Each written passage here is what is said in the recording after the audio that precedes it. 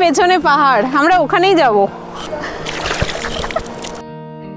অরুণাচল প্রদেশ, যেখানে প্রকৃতির সৌন্দর্য আর টাইমলেস কালচার মিলিত হয়। তাওয়াঙ্গের লার্জেস্ট মনাস্ট্রি থেকে শুরু করে ম্যাসিভ নোরানাং ওয়াটারফল, অপরূপ সুন্দরী সেলা পাস এবং 1962 সালের ঐতিহাসিক যুদ্ধের সাক্ষী ইন্দো চীন বর্ডার বুমলা পাস। এই আনটাচ স্বর্গ ভ্রমণ প্রেমীদের জন্য স্বপ্নের মতো। চলুন ল্যান্ড অফ দ্য রাইজিং সানের অন্তরে প্রবেশ করা যাক এবং অরুণাচলকে আবিষ্কার করা যাক। Good morning everyone, hello and welcome back to my channel to another new blog. তো আজকে হচ্ছে ডে 2 আমাদের অরুণাচল ট্রিপের। আজকে আমাদের ডেস্টিনেশন হচ্ছে দিরাং। এখন আমরা তেজপুরে আছি, এখন বাজে সকাল 8:30 মতো। তো আমরা এখন দিরাঙ্গের উদ্দেশ্যে রওনা হব। তেজপুর থেকে দিরাঙ্গের দূরত্ব 188 কিলোমিটার, সময় লাগে 5 থেকে 6 ঘন্টা মতো। মাঝখানে পড়ে ভালুকপং, যেটা হলো আসাম এবং অরুণাচল প্রদেশের বর্ডার। ভালুকপং তেজপুর থেকে 60 কিলোমিটার মতো দূরত্বে। ভালুকপং পৌঁছানোর আগে রাস্তায় পড়ে নামেরি টাইগার রিজার্ভ, আসামের 7টি ন্যাশনাল পার্কের মধ্যে। আমরা এখন টাইগার রিজার্ভের জোনে এন্টার করে গেছি। নামেরি টাইগার রিজার্ভের এলাকা দিয়ে যাচ্ছি আমরা। তো এটা পুরোটাই ফরেস্ট এরিয়া। বাঁদিকটা দেখতেই পাচ্ছেন কতটা গভীর, সেরকম সেম ডান দিকেও দুপাশারই আমরা ফরেস্ট নিয়ে যাচ্ছি। এই ন্যাশনাল পার্কের টোটাল এরিয়া 200 স্কোয়ার কিলোমিটার। এইখানে টাইগার টেরিটরিতে ওয়াইল্ড লাইফ ট্রেকিং এরও পারমিশন দেওয়া হয়। এছাড়া এখানে বসবাস করে 384 প্রজাতির পাখি, তাই এই ন্যাশনাল পার্ককে বার্ড ওয়াচার্স প্যারাডাইসও বলা হয়। আমরা এখন বেশ খানিকটা ট্রাভেল করে চলে এসেছি, ভালুকপংয়ের কাছাকাছি যাচ্ছি আর কি। এখনও ঢুকিনি ভালুকপং। তো ওখানে সামনে কোথাও আমাদের ILP পারমিট, যেটা ইনার লাইন পারমিট আছে, অরুণাচল প্রদেশে ঢুকতে গেলে পারমিট লাগে। তো সেটা অনলাইনে আপনারা করতে পারেন, এখানে এসেও করা যায়, কিন্তু অনলাইনে করে আসাটাই বেটার, হ্যাসেল ফ্রি থাকে ব্যাপারটা।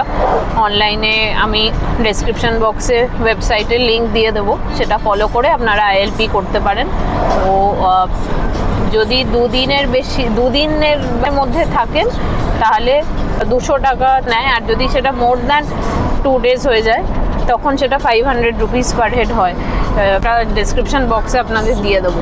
তো ওটা পারমিটটা অনলাইনে করে আসাই ভালো। তো সামনে কোথাও একটা চেকপোস্ট থাকবে যেখানে আমাদের পারমিট হয়তো চেক করবে, অরুণাচল প্রদেশে ঢোকার আগে হয়তো। আর এখন তো আসামের ওপর দিয়ে যাচ্ছি, কিন্তু খানিকটা আগে থেকে রাস্তাটা একদম চেঞ্জ হয়ে গেছে, মানে সিনিক বিউটি আরও সুন্দর হয়ে যাচ্ছে যত যাচ্ছি সামনে। রাস্তাঘাট তো দুর্দান্তই, আর তাছাড়াও ওয়েদারটাও খুব ভালো লাগছে।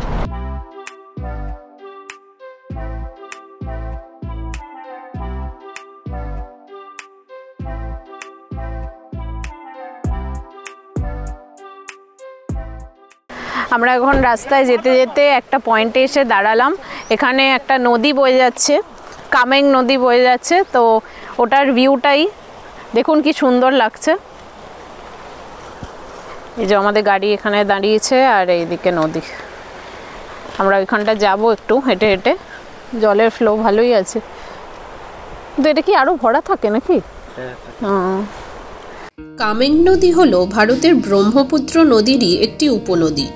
এই নদী অরুণাচল প্রদেশের পাহাড়ে উৎপন্ন হয়েছে এবং ব্রহ্মপুত্র নদীর সাথে সঙ্গমের আগে তেজপুরের মধ্যে দিয়ে প্রবাহিত হয়েছে। এই নদী জিয়া ভরালি নদী হিসাবেও পরিচিত। ঠান্ডা, প্রচুর ঠান্ডা, হেভি লাগবে এসব। ঠান্ডা জল।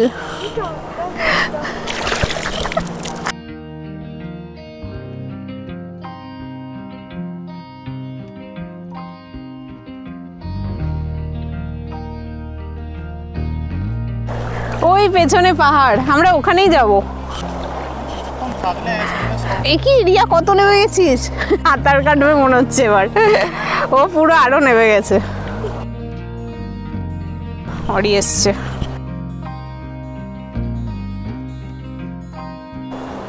ওপারে যা, ওপারে চলে যা, ওপারে চলে যা, যা। What happened?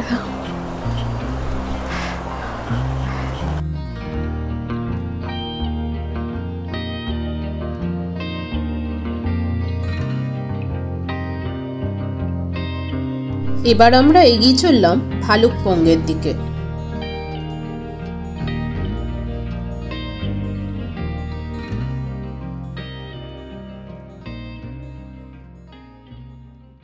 আমরা এখন ভালুকপং শহরে দাঁড়িয়ে আছি। তো এখানে সামনে অরুণাচল প্রদেশ পুলিশের একটা চেক পোস্ট আছে। এখানে আমাদের ইনার লাইন পারমিটটা চেক হবে, তারপর আমরা অফিসিয়ালি অরুণাচল প্রদেশে ঢুকতে পারবো। তো মোটামুটি বর্ডারে আমরা দাঁড়িয়ে আছি, আসাম আর অরুণাচল প্রদেশের বর্ডারে।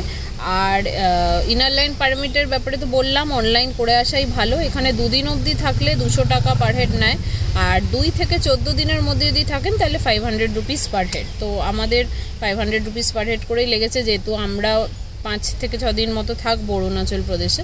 তো এটাই হলো ব্যাপার। আমি ডেসক্রিপশানে লিঙ্ক দিয়ে দেবো, ওখানে আপনারা চাইলে পারমিটটা অনলাইনে করে আসতে পারেন।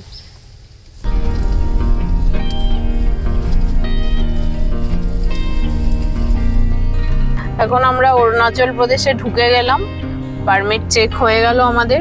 ওই মিনিট 5-7 সময় লেগেছে, ওরা পারমিটটা চেক করলো, দিয়ে এখন আমরা ঢুকে গেছি অরুণাচল প্রদেশে। তো পাহাড়ি রাস্তা, মোটামুটি আঁকা বাঁকা পথ আরম্ভ হয়ে গেছে আর কি। আর আমাদের পাশ দিয়ে নদী বয়ে চলেছে, নিচে দেখতে পাচ্ছি। হ্যাঁ,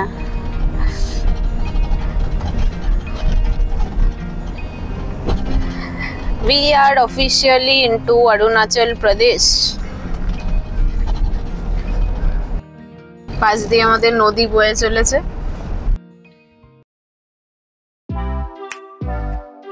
সামনেই পড়বে টিপ্পির অর্কিড রিসার্চ সেন্টার। এটি একটি বোটানিক্যাল স্বর্গরাজ্য, যেখানে 450 প্রজাতিরও বেশি অর্কিড পাওয়া যায়। গবেষণা কেন্দ্রটি 113 একর জমি জুড়ে রয়েছে এবং এখানে 50,000-এরও বেশি অর্কিড পাওয়া যায়। আমরা অবশ্য টিপ্পি অর্কিড সেন্টারে ঢুকে দেখিনি, আপনারা চাইলে ঘুরে দেখে নিতে পারেন। এই যে রাস্তায় যেতে যেতে এরকম একটা ফলস দেখতে পাচ্ছি আমরা, নাম জানি না। আর এই পিছনে দেখছিলাম অনেক জায়গায় ধসেছে রাস্তা, সাইডে সাইডে এরকম গার্ডও দেওয়া রয়েছে, সুন্দর ফলস। আর একটু এগোতেই চোখে পড়ল আরও একটা জলপ্রপাত। এই এলাকাটার নাম টিপ্পি। টিপ্পিতে রয়েছে পরপর অনেকগুলো ওয়াটারফল। এখন রাস্তায় একটা জায়গায় দাঁড়িয়েছি, ভিউ পয়েন্ট কাম্প, এখানে একটা ফলস রয়েছে পেছনে, ওই উঁচু থেকে ফলসটা পড়ছে, দুর্দান্ত দেখতে লাগছে। প্লাস এই পেছন দিকে ভিউ পয়েন্টের জায়গাটাও খুব সুন্দর।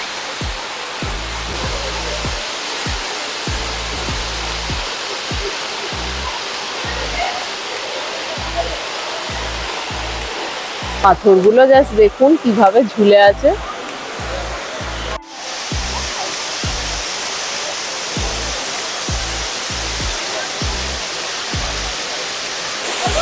এই ফলস এখান থেকে পড়ছে, এই ব্রিজ পার করে এদিকে গেলে এই যে তলায় এখানে এই ফলসটা বেরোচ্ছে। আর ওই রাস্তাটা দিয়ে আমরা এখনই যাব, ওখানটা দিয়ে। সুন্দর সিনিক বিউটি আর কি চতুর্দিকে, দেখতে দেখতে যাচ্ছি। এই সবে আরম্ভ হলো, আর ঠান্ডা ঠান্ডা ভাব অলরেডি স্টার্ট হয়ে গেছে। তো ঠান্ডা তো আছেই, হালকা হালকা উঠছি পাহাড়ে, যত তত ঠান্ডা বাড়ছে। আর পথে এই সুন্দর ফলসটা দেখলাম। এবার আমরা ক্রস করব নেচিপো টানেল। বর্ডার রোডস অর্গানাইজেশনের দ্বারা বানানো এই টানেলটি তৈরি করা হয় যাতে আর্মি ভেহিকেল মুভমেন্ট আরও দ্রুত গতিতে হয়। 500 মিটার লম্বা এই টানেলটি 6 কিলোমিটার দূরত্ব কমিয়ে দেয়। আমরা এখন একটা পয়েন্টে এলাম যেখানে একটা ব্রিজ করা আছে নদীর ওপর দিয়ে, তো সেটাই দেখতে যাচ্ছি। Suspension bridge over Tenga river between জামিরি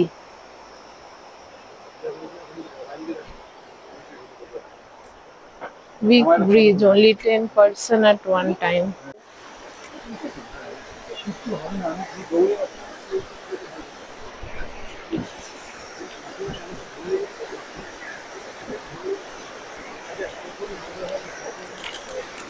এটা হচ্ছে একটা ফুট সাসপেনশন ব্রিজ, আর এই নদীটা হচ্ছে তেঙ্গা নদী যেটা বয়ে যাচ্ছে। বাপরে, পুরো বেশ ভালো নড়ছে ব্রিজটা। 10 জনের বেশি লেখা আছে, যাওয়া অ্যালাউড নয়, বাট বেশ ভালো নড়ছে। জাস্ট দেখুন,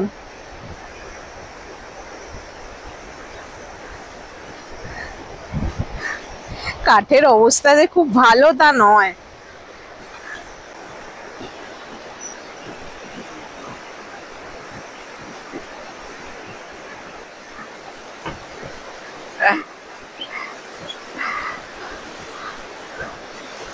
তেঙ্গা নদী বয়ে যাচ্ছে।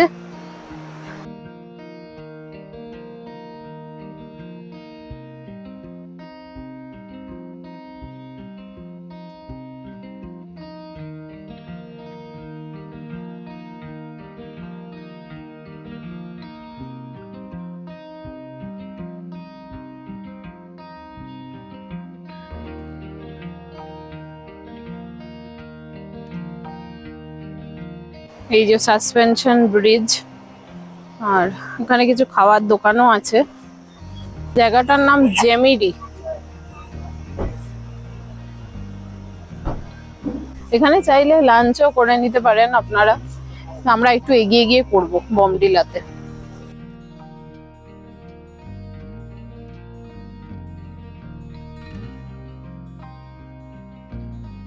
আমরা এই নাগ মন্দিরের কাছে এক জায়গায় লাঞ্চ সেরে নিচ্ছি। তো এখানে আমরা বলেছি এগ ম্যাগি, আর এদিকে রুটি তরকারিও বলা হয়েছে। তো বমডিলাতে ভেবেছিলাম গিয়ে খাবো, তো আমাদের ড্রাইভার সাহেব বললো যে ওখানে খাবার দিতে একটু টাইম লাগায়। তো যাই হোক, ওই জন্য আমরা এখানেই ছেড়ে নিচ্ছি লাঞ্চটা। আর 1:30টাও বেজে গেছে। তো হালকা হালকা বৃষ্টি পড়ছে বাইরে আবার। তো দেখি ওপরে উঠি কিরম কি ওয়েদার আছে না আছে।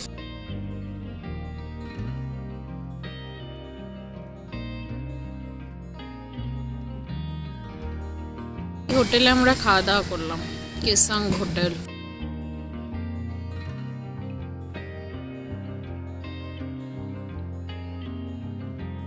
আমাদের গাড়ি এখন ছুটে চলেছে তেঙ্গা ভ্যালির ওপর দিয়ে।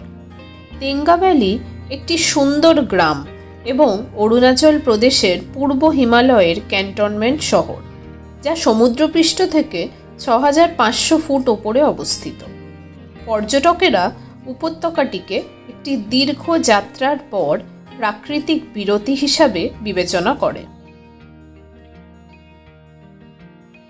ঝিরিঝিরি বৃষ্টি মাথায় নিয়ে আমরা এগিয়ে চললাম বমডিলার উদ্দেশ্যে।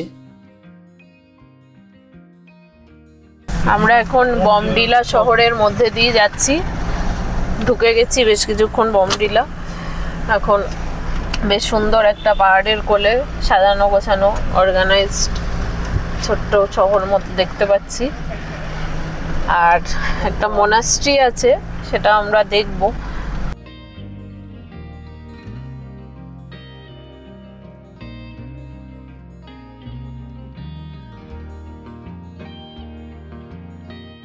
একটা জায়গায় এসে দাঁড়ালাম, এটা একটা বমডিলার মনাস্ট্রি।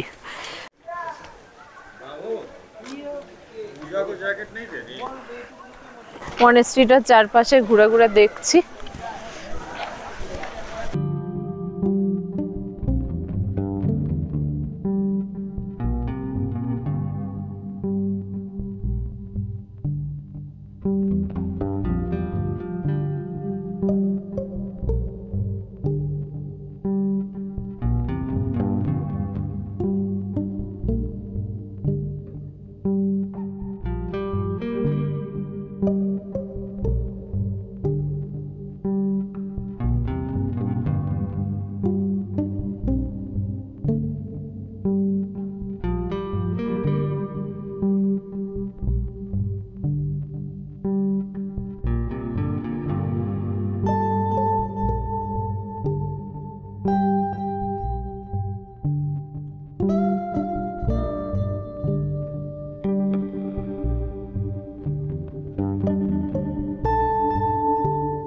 চারিদিকে পাহাড়ে ঘেরা আর একটা মনাস্ট্রি, তার সাথে রয়েছে একটা স্কুল। এখানে সব এই লামারা আমার পেছন দিকে রিচুয়ালস বা কিছু ওরা পারফর্ম করছে।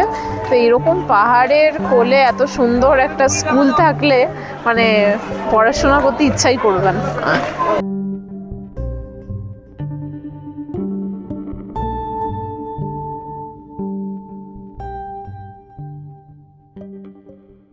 সন্ধ্যে 6টা নাগাদ এসে দিরাঙ্গে এসে পৌঁছালাম। তো এখন আমরা এখানে খৌতি হোমস্টে বলে একটা হোমস্টেতে উঠেছি। তো সেই হোমস্টের সামনেই দাঁড়িয়ে আছি। হোমস্টের ভেতরটা পরে দেখাবো। আপাতত আমরা এই মার্কেটটা ঘুরে দেখছি একটুখানি। এখানে একটা ক্যাফে আছে, জামা কাপড়ের দোকান, আর এই বোর্ডটা দেখুন এখানে। এখান থেকে কিন্তু মানে পাবলিক ট্রান্সপোর্টও আছে বা শেয়ার গাড়ি, যেগুলো ইউজ করে তাওয়াং যাওয়া যায়। লোকালি আর কি যারা যেতে চায় তারা এগুলোই ব্যবহার করে। শেয়ার গাড়ি, বাসও হয়তো আছে। তো এই টাইমিং যেটা দেখালাম সেটাই টাইমিং। ছোট্ট ম্যালের মতো, মানে খুব বড় কিছু না, ছোটো আর কি, ঘুরে দেখার মতো। ভালো লাগবে মার্কেট। শুধু এখানে সবজি টবজিও বিক্রি করছে, প্লাস বিভিন্ন ধরনের দোকান রয়েছে, ওয়াইন শপও আছে। স্টেট ব্যাংকটা, পরপর হোটেল আছে অনেকগুলো। আমরা এই হোটেলটাতে মোমো খেলাম একটু, সন্ধ্যাবেলা খিদে পেয়েছিল। এই হলো আমাদের হোটেল, হোটেল খৌতি হোমস্টে। তলায় দোকান, আর আমরা মোমো খেলাম এই পাশের এই দোকানটা থেকে। এই যে নতুন একটা জায়গায় এসে মানে সন্ধ্যের মধ্যে আমরা পৌঁছে গেছি, তো টুকটাক ঘুরে ঘাড়ে দেখছি আর কি। একদম হোটেলে বসে যাওয়াটাও ঠিক না, আস্তে আস্তে একটু যদি এসে ঘোরা যায় বাইরেটা, তাহলে ওই মোটামুটি অ্যাক্লিমেটাইজও হয়। এর কালকে তো আরও উঁচুতে উঠবো, সেলা পাস, বুমলা পাস, এগুলো যাবো। তো ওখানে ব্রিদিং প্রবলেম হয়। তো আস্তে আস্তে শরীরটা ওয়েদারের সাথে একটু অ্যাক্লিমেটাইজ করতে পারলে ভালো। তো আমরা এই হোটেল থেকে বেরিয়ে এসে সন্ধ্যাবেলাটা রোজই চেষ্টা করছি একটু ঘোরার, ওয়েদারের সাথে নিজেদেরকে মানিয়ে নেওয়ার আর কি। মানে বিশেষ ঠান্ডা নেই যদিও, কিন্তু হ্যাঁ হালকা ঠান্ডা আছে। 13 ডিগ্রি টেম্পারেচার দেখাচ্ছে। একটা মানে বসার এরিয়া মতো, ড্রয়িং রুম গোছের। এটা হলো রুম।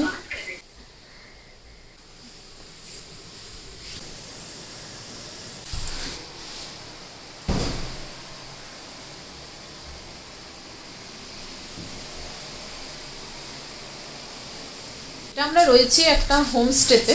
তো এদের চার্জেস আছে মোটামুটি 1500 টাকা পার রুম, মানে ডাবল বেডরুম। আর এতে ব্রেকফাস্ট ইনক্লুডেড। তো মানে কয়েক ঘন্টা প্লাস রাতেবেলা ওভারনাইট থেকে পরের দিন সকালে বেরিয়ে যাওয়া। তো আমরা চেক ইন করলামই মোটামুটি বিকেলবেলা 6টা। তো কয়েক ঘন্টা কাটানোর জন্য, রেস্ট নেওয়ার জন্য ঠিকই আছে মোটামুটি ফেসিলিটিস। গিজার প্লাস খাবার দাবার যা, মানে কয়েক ঘন্টা চলে যাওয়ার জন্য যথেষ্ট ভালো। এই পর্বটা এখানেই শেষ করলাম। এর পরের পর্বে আমরা যাব সেলা পাস হয়ে তাওয়াঙ্গের উদ্দেশ্যে। কমেন্ট করে জানান কেমন লাগলো, এবং সাবস্ক্রাইব না করে থাকলে সাবস্ক্রাইব করে দিন। দেখা হচ্ছে পরবর্তী কোনো ভিডিওয়।